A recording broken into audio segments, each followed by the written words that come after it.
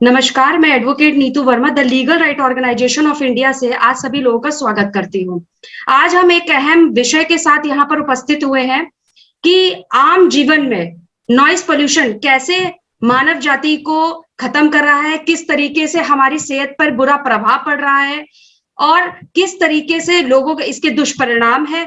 तो इन्हीं सब बातों पर आज हम चर्चा करने के लिए यहाँ पर इकट्ठे हुए हैं।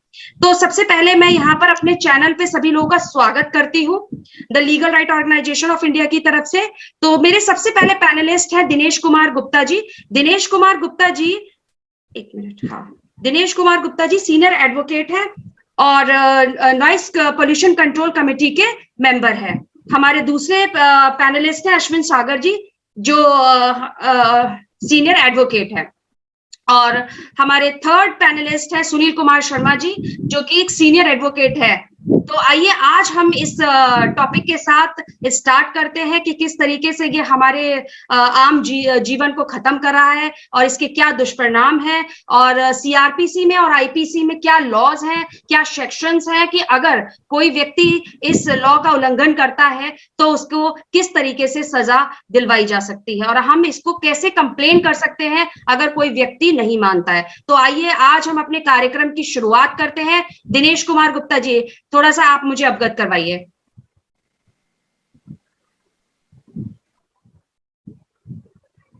हाँ, ऑडिबल? हाँ जी जी, ठीक है। ये डीपीसीसी, इसका मतलब है Delhi pollution control committee.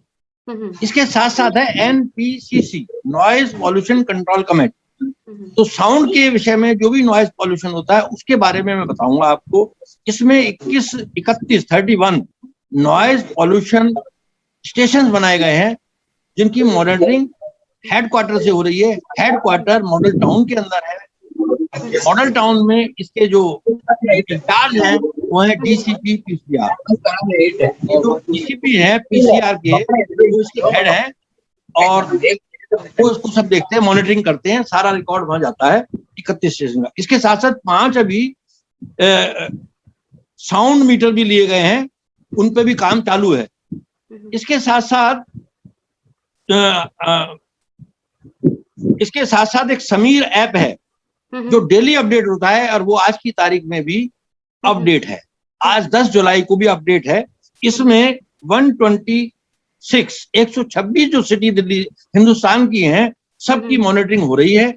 Data में कलेक्शन कोई भी व्यक्ति इसमें जो है देख सकता है। समीर ऐप के नाम से है। समीर ऐप खोलें तो उसमें सारा डेटा आ जाएगा 126 सिटीज का, कहाँ पॉल्यूशन कितना है, क्या कर रहे हैं, कैसे रोका जाए, क्या है, सब चीज चल रही है।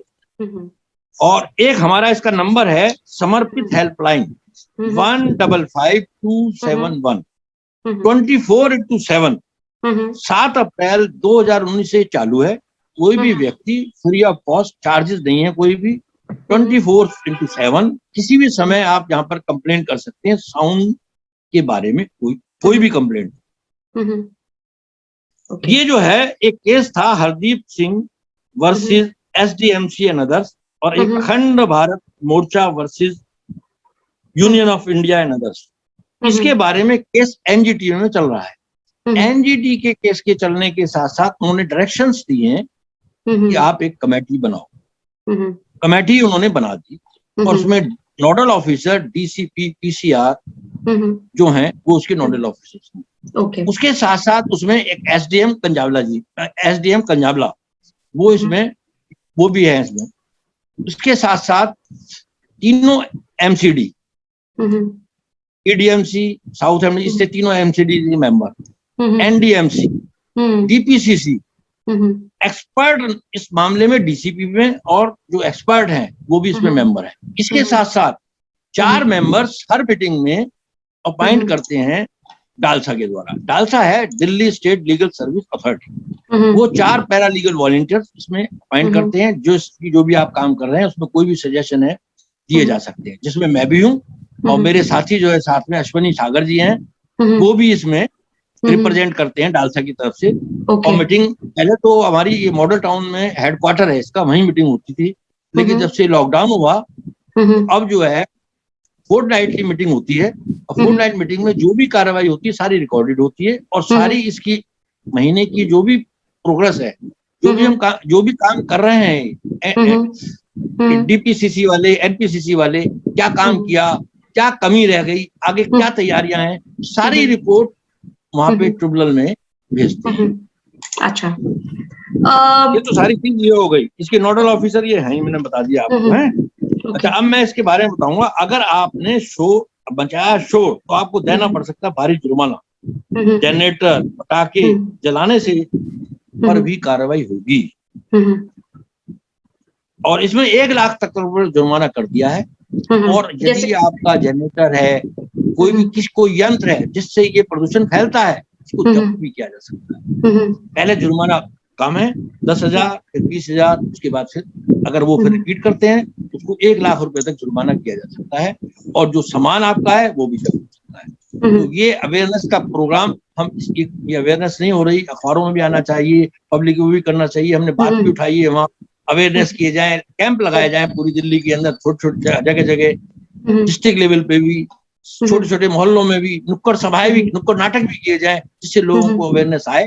कुछ जुर्माना न दें, जुर्माने की वो नहीं है, जुर्माना तो इसलिए है, पहले तो अवेयरनेस लाएं। अवेयरनेस लोगों के अंदर अवेयरनेस की कमी है सर, बिल्कुल सही कह रहे हैं। सबसे पहले तो अवेयरनेस लाएं, उनको जागरूकता लाएं, और उसके बाद अगर वो फिर नहीं मानते तो फिर जुर्माना भी लगाएंगे, उसके बाद सख्ती करेंगे। इनको पावर दे रखी है, डीसीपी ने आगे पावर दे रखी है, पुलिस स्टेशन पे पूरा एमसीडी टीम बना रखी है उन्होंने, तो ईडीएमसी, ये एमसीडी वाले भी टीम में जुर्माना कर सकते हैं, चलान कर सकते हैं। उसके साथ ये दूसरे डीसीपी के जो अंडर में जो पुलिस थाने हैं, इनको भी पावर दे रखी है, ये भी अपना टीम बनाई हुई है इन्होंने, जो कर सकते हैं। जैसे रैली, शादी समारोह और धार्मिक उत्सव में पटाखे जलाने पर जुर्माना हो सकता है। रिहायशी तथा कमर्शियल इलाके में पहली बार करोगे तो 10,000 रुपए, सेकंड टाइम करोगे तो 20,000 रुपए, दोबारा से अगर ये फिर रिपीट करते हैं तो उसमें 40,000 रुपए।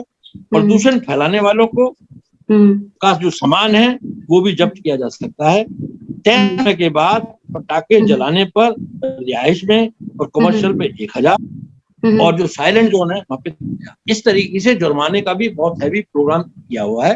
और इससे एक बात और बताना चाहता हूँ, अगर आप इसकी लापरवाही करेंगे तो हमें खुद को भी नुकसान है। जैसे कान के पर्दे फट सकते हैं, सुनाई देना बंद हो सकता है, तो इसलिए घातक बहुत बीमारी है, और इसमें कई बार जान भी चली जाती है, ऐसी कोई बात नहीं है। तो इसलिए हमें जागरूक रहना चाहिए पब्लिक में, जैसे हम बता रहे हैं तो हम भी आगे जाकर के बताएं लोगों को, इसको अवेयरनेस करें, बताएं, इसका पालन करें। पालन नहीं करें तो जुर्माना भी होगा। और ये फोन नंबर मैंने बताया ही आपको, 24/7 ये फोन नंबर है। इसकी वेबसाइट पे भी आप देख सकते हैं। और इसके बाद अगर आप कोई क्वेश्चन पूछना चाहें तो मेरे से आप पूछ सकते हैं, कोई दिक्कत नहीं है। Okay, thank you for this information Dinesh ji. जैसे कि दिनेश जी ने बताया कि किस तरीके से ये ध्वनि प्रदूषण से एक मानव पर्यावरण में किस तरीके से बुरा प्रभावित करता है, किस तरीके से हमारे आम जिंदगी को किस तरीके से प्रभावित करता है, उसके क्या दुष्परिणाम हो सकते हैं। और उन्होंने हमें पेनल्टीज के बारे में भी बताया कि अगर कोई इस कानून का अवहेलना करता है तो किस तरीके से उस पे धाराएं भी लग सकती हैं और हैवी पेनल्टी भी लग सकती है। तो आइए, आज हमारे दूसरे पैनलिस्ट हैं अश्विनी सागर जी। आप सर क्या बताना चाहेंगे इसके बारे में? जी, मैं अश्विनी सागर, मैं एक सीनियर सिटीजन पैरालीगल वॉलंटियर हूं, जो कि Delhi state legal services authority की तरफ से नॉमिनेटेड हूं नॉइज पोल्यूशन कमेटी में। नमस्कार। तो हम लोग रेगुलरली 15 दिन में हमारी एक मीटिंग होती ही रहती है, जैसे सीनियर एडवोकेट हमारे दिनेश कुमार गुप्ता जी ने बताया अभी। तो लेटेस्ट हम सजेशंस भी देते हैं, उन पे स्टेप्स भी लिए जाते हैं सिविक बॉडीज द्वारा या दिल्ली पुलिस द्वारा, जो चालान करने की जहाँ जहाँ जरूरत होती है चालान भी करते हैं वो नॉइज पोल्यूशन पे। अभी तो रिसेंटली स्टार्ट भी हो गए हैं। अभी जब से ये मीटिंग स्टार्ट नहीं हुई थी, लोगों में बहुत कम अवेयरनेस थी, लेकिन मतलब स्टेप्स लिए जा रहे हैं लोगों में, पब्लिक में अवेयरनेस बढ़ाने के लिए। तो मोटा मोटा मैं यहाँ सबके इंफॉर्मेशन के लिए बताना चाहूँगा कि नॉइज पोल्यूशन के मेन कारण यही है। एक तो इंडस्ट्रियल पोल्यूशन है, इंडस्ट्रियल जो नॉइज होता है उस वजह से पोल्यूशन होता है, या फिर लाउड स्पीकर्स कहीं भी चलते हों, या डीजेस या बैंड वाला शादियों में जो बैंड बजते हैं, या लाउड स्पीकर्स, बल्कि रिलीजियस प्लेसेस पे भी लाउड स्पीकर्स जो बजते हैं उन पे भी रखने की आवश्यकता है। और व्हीकल्स जो हैं वो जब ज्यादा संख्या में रोड पे आ जाते हैं तो उनकी वजह से बहुत ज्यादा शोर होता है, और कहीं कहीं साइलेंस जोन में भी वो अपना हॉर्न्स बजाते हैं, और कईयों के हॉर्न्स साउंड लिमिट जो अलाउड साउंड डेसिबल्स हैं उसके होते हैं। तो ऐसे लोगों पे लगाम रखने की जरूरत है और उन्हें चालान भी करने की जरूरत है। पहले अवेयरनेस करवा के अवेयरनेस से नहीं फर्क पड़े तो चालान करना जरूरी है, नहीं तो हेल्थ पे लोगों के बहुत ज्यादा एग्जैक्टली हियरिंग एबिलिटी पे बहुत ज्यादा इफेक्ट पड़ता है, खासकर ओल्ड पीपल के लिए या सीनियर सिटीजन्स के लिए। उनके कान वल्नरेबल होते हैं और से हेल्थ डाउन जाती है। उसके अलावा एक दो और हैं, जैसे ये जो डीजल जेनसेट्स हैं वो भी विदाउट जहाँ चलते हैं, जब गर्मियों में जब गर्मी पड़ती है, जहाँ पे पावर लोड शेडिंग्स होती हैं, वहाँ पे डीजल जेनसेट्स भी बहुत आवाज करते हैं, तो उन पे भी रिस्ट्रिक्शन रखने की जरूरत है।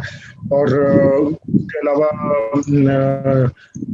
प्लीनिंग भी, जो ये आपके प्लीनिंग बताते हैं, प्लीनिंग भी एक बहुत बड़ा मुख्य कारण होता है कि इस तरीके के जैसे नए शहरों में प्लीनिंग जो होती है, प्लीनिंग का काम ठीक नहीं होता तो उसकी वजह से भी नॉइस पोल्यूशन, जैसे जिसमें तोड़ फोड़, ये भी ध्वनि प्रदूषण का एक बहुत बड़ा कारण होता है। और जैसे फैक्ट्रियां बनती हैं, फैक्ट्री में काम करने के लिए जो मकान वगैरह बनाए जाते हैं वो भी पर्यावरण को ध्वनि प्रदूषण के लिए काफी बोला जाता है कि ये भी काफी आपके कारगर। अच्छा, दूसरा मैं सर आपसे ये चीज पूछना चाहूंगी कि हमारी इंडिया जो दिल्ली गवर्नमेंट है, दिल्ली गवर्नमेंट ने क्या इसके लिए कोई वेबसाइट या कोई हेल्पलाइन नंबर भी निकाले हुए हैं जहां पर हम लोग अपना कंप्लेंट कर सकते हैं सर? हेल्पलाइन नंबर तो अभी जैसे दिनेश गुप्ता जी ने बताया 155271 है, ये 24/7 हेल्पलाइन है। इस वेबसाइट के बारे में मैं थोड़ा पता करके बताऊंगा, मुझे ठीक से पता नहीं, शायद दिनेश गुप्ता जी को मालूम हो कि कोई वेबसाइट नहीं है। सर कई बार ऐसा होता है, मेरे सामने एक क्वेश्चन बहुत आता है आम जनता के लिए कि कई बार लोगों की सुनवाई नहीं होती है, तो मैं आज आपके चैनल के माध्यम से ये पूछना चाहती हूँ कि जैसे कि हमारा एडमिनिस्ट्रेशन है या पुलिस, मैं पूर्ण रूप से इस बात को नहीं कहती, लेकिन अक्सर लोगों की ये होती है कि हेल्पलाइन नंबर उठते नहीं है या कोई मतलब जवाब नहीं मिलता है या कई दिनों तक पेंडिंग होती है उनकी कंप्लेंट। तो इसके बारे में आप क्या कहना चाहेंगे कि हाँ, इस तरीके की कुछ समितियां गठन नहीं होनी चाहिए हमारे स्टेट लेवल पे या हमारे डिस्ट्रिक्ट लेवल पे, जिसकी वजह से कि एक कहते हैं कि एक हम समिति बना दें कि और उनकी सुनवाई के लिए, और एक एप्रोप्रिएट बंदा वहां पर जाके जो भी कंप्लेंट्स है उनको करवाए। तो इसके बारे में आप क्या कहना चाहेंगे?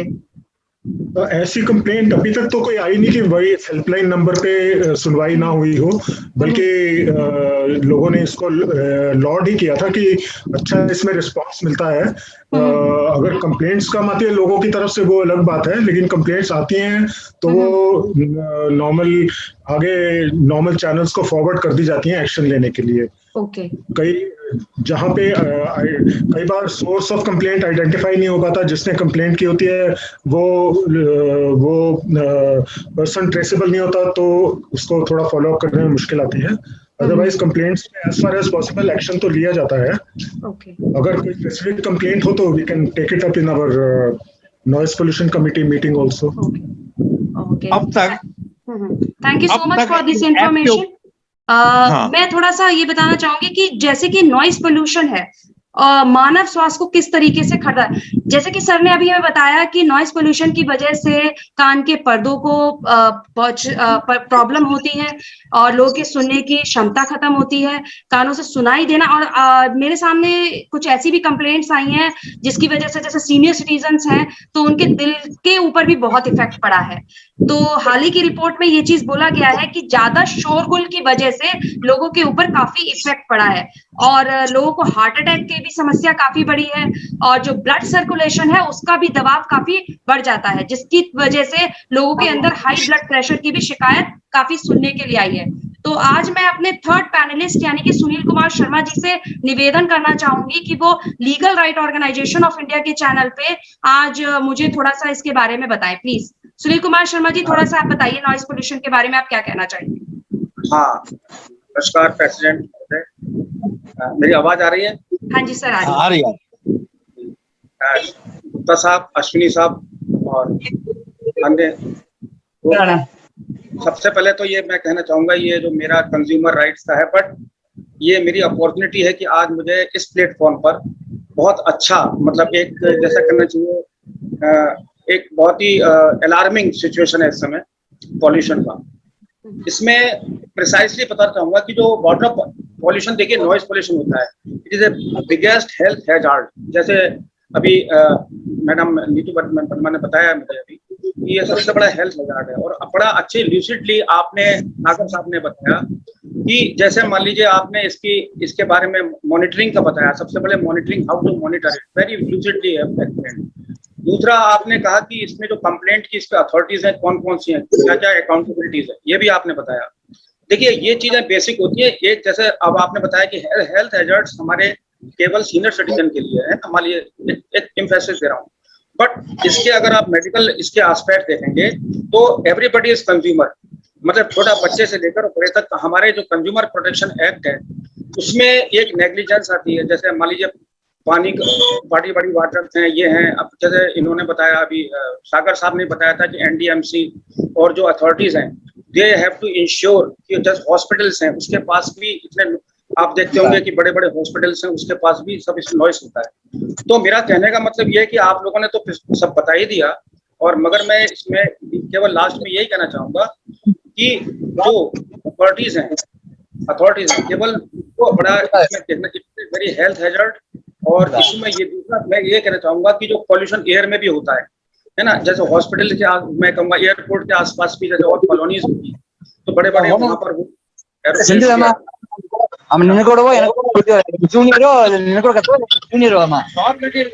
डिस्टर्बेंस हो रहा है अभी, एक मिनट, कुछ डिस्टर्बेंस हो रहा है।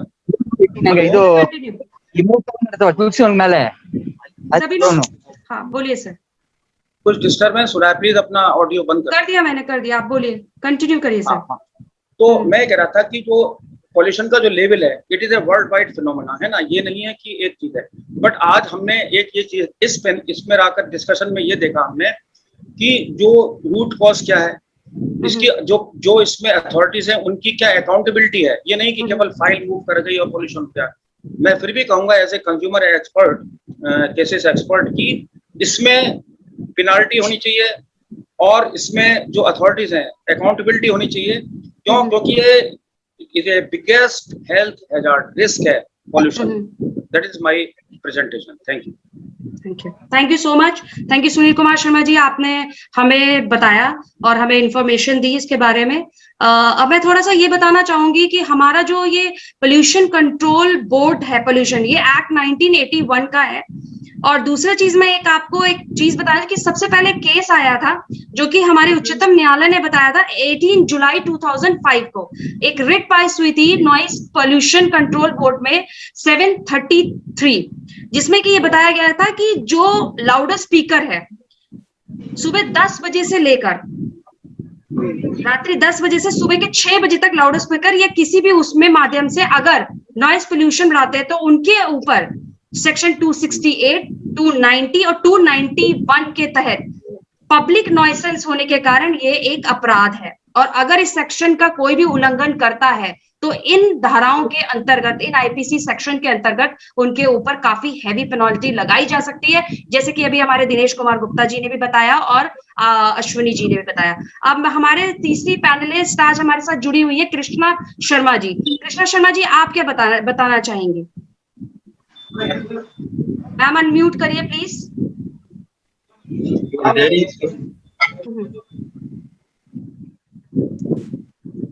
Ma'am please unmute your voice. Krishna Sharma, आवाज आ रही है? हाँ आ रही है, बताइए मैम। सबसे पहले ये है कि मैं तुम्हारा धन्यवाद करना चाहूंगी कि सब लोग को इकट्ठा करा, इस टॉपिक पे हम लोग आए हैं। ये टॉपिक बहुत अच्छा है, सभी परेशान है इससे। कारण क्या है कि देखिए, हम लोग देखते हैं कल संडे का दिन है, कल कुछ जो लड़के हैं वो रेसिंग वगैरह के लिए अपना बाइक वगैरह का करते हैं, इतनी वॉइस इनकी इतनी तेज होती है, एक तो वो उस पे भी थोड़ा सा इनको कदम उठाना चाहिए। इसके अलावा जब शादियां निकलती है, शादियों में जो इस तरीके के स्पीकर होते हैं, एक नहीं कई लेके चलते हैं और अभी भी चला है। ऐसी बात नहीं है कि खत्म या अभी लॉकडाउन के चक्कर में या कोरोना के चक्कर में बंद कर दिया गया। हमारे नोएडा में इस तरीके की इस शादी अभी तो मैक्सिमम ये मान के चलिए, ये मैं आपको बता रही हूँ दिसंबर के महीने की बात है, बहुत अच्छे से चली है और कोई यानी किसी ने ऑब्जेक्शन नहीं उठाया कि लोग अगर बोले, मगर घरों की जो दीवारें दरवाजे थे वो इस तरीके से ऐसा लगा दरवाजे हिल रहे हैं, इस तरीके के उन्होंने 2-3 अपने डीजे वगैरह। और हर संडे को जो लड़के बाइक चलाते हैं उनकी इतनी जबरदस्त बाइक की आवाज होती है, आप यकीन मानो उस बाइक की आवाज से जो है हमारे कह सकते हैं कि जो हमारे बुजुर्ग वगैरह हैं उनको भी लगता है, जो आजकल बीमार हैं घर में हैं उनको भी लगता है, छोटे बच्चे हैं जो छोटे नए बच्चे ऊपर भी यहाँ पर ऐसा असर लगता है कि उनको भी बच्चे डर जाते हैं। तो इससे क्या है हमारे कान पे असर पड़ता है। और मैं मीडिया लाइन में जहाँ पे अपना प्रोग्राम करती थी, मुझे पता है जब कहीं बहुत तेज वॉइस आती है तो अपने कानों पे भी असर पड़ता था, तो हम लोग भी चेक कराने। तो इसका समझ में आता है कि इस तरीके की चीजें कहीं ना कहीं पर्यावरण को दूषित कर रही हैं, पशु पक्षी सबको दूषित कर रहे हैं। हम इंसानों की बात करते हैं, हम उनकी भी बात करेंगे क्योंकि उनको भी सबसे ज्यादा हानि पहुंच रही है। और जहां जहां टावर लगे हैं उस टावर की रेस भी निकलती है, वो भी कहीं ना कहीं उनको दूषित कर रहा है।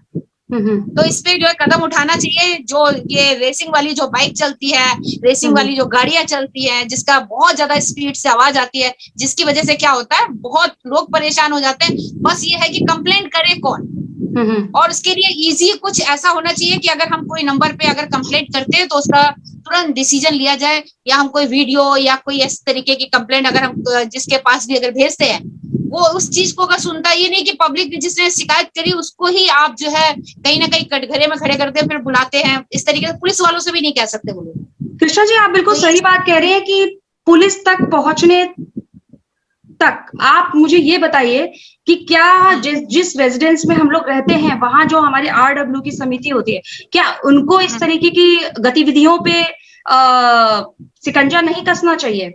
मेरे सामने कई बार शिकायतें ये आ जाती हैं कि जैसे बड़े बड़े सेक्टर्स हैं, सोसाइटीज हैं, उसमें जैसे बच्चे जो बाहर के लड़के लड़कियां आए हुए हैं वो रेंट से PG लेते हैं या फिर रहते हैं, ठीक है, रात में म्यूजिक चलाते हैं। तो आपका क्या कहना है इसके बारे में? क्या इसकी शिकायत एप्रोप्रिएट अथॉरिटी को उसके बाद भी अनसुनी कर दी जाती है?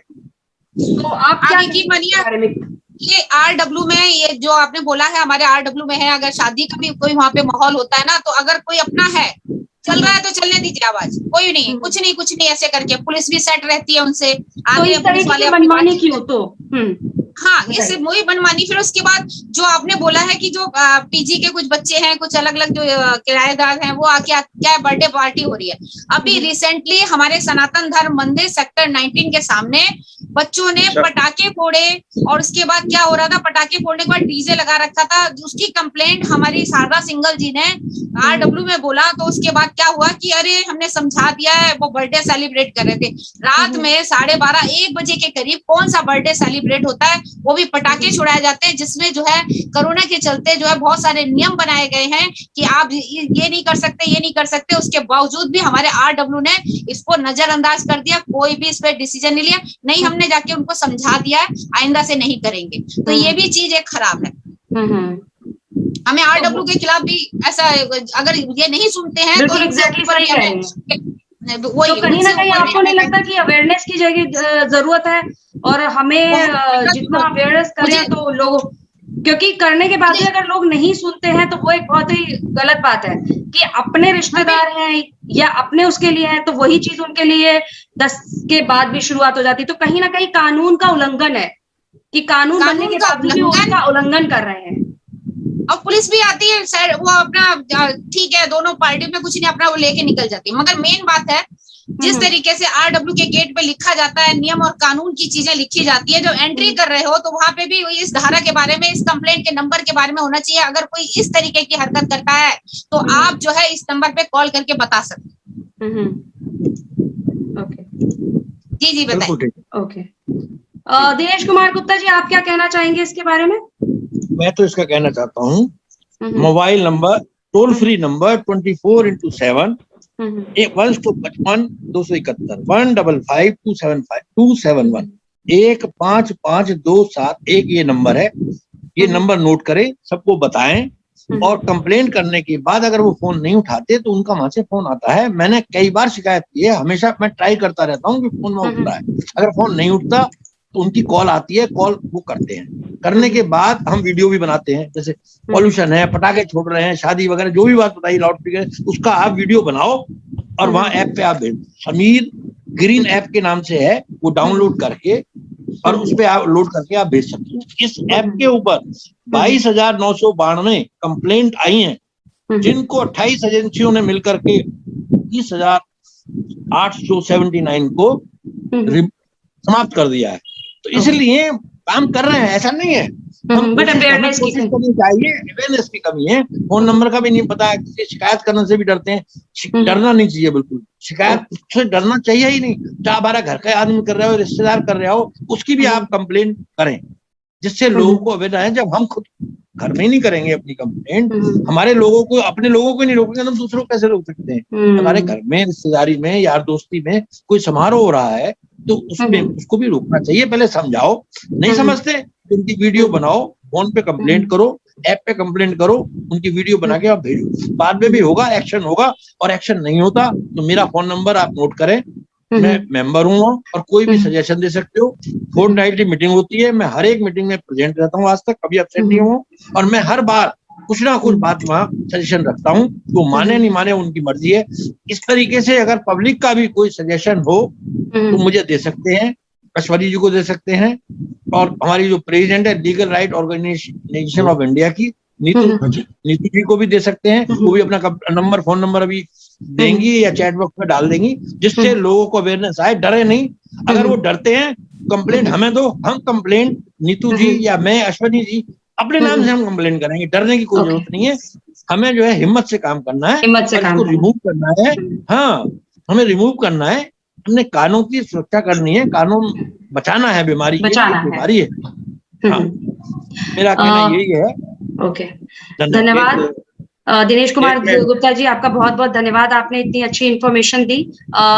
मैं सभी लोगों से रिक्वेस्ट करना चाहूंगी, बाय चांस अगर बाय चांस ये प्रोग्राम किसी टेक्निकल प्रोग्राम की वजह से अगर बंद हो जाता है तो आप प्लीज दोबारा लिंक को ज्वाइन करके दोबारा ज्वाइन कर सकते हैं।